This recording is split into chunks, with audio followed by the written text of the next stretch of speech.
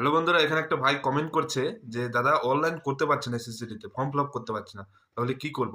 দেখো, form fill up না হওয়ার কারণ হচ্ছে একটাই কারণ। দেখো, হাজার হাজার ছেলে কিন্তু তোমার ফর্ম অ্যাপ্লাই করছে, ঠিক আছে? এর জন্য তোমার যে অফিসিয়াল ওয়েবসাইটে এত বিজি হয়ে যাচ্ছে, তো ওর জন্য তোমার সার্ভার ডাউন হয়ে যাচ্ছে।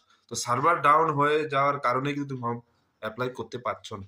তো তোমাকে যেটা করতে হবে, ঠিক আছে, তোমাকে এমন টাইমটা তোমাকে বেছে নিতে হবে, সেই টাইমে যেন কোনো ভিড় না থাকে, ঠিক আছে? যে কম্পিউটার দোকানে যেখানে তোমার অনলাইনের কাজ হয়, সেই দোকানে যেন ভিড় না থাকে। তো সেই টাইমটা তোমাকে বেছে নিতে হবে।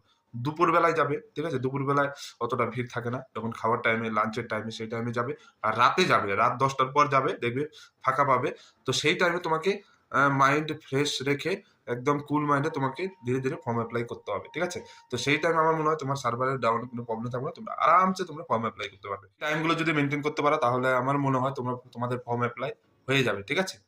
তো আশা করি বোঝাতে পারলাম। ভিডিও ভালো লাগলে চ্যানেলটি সাবস্ক্রাইব করে দিন। জয় হিন্দ।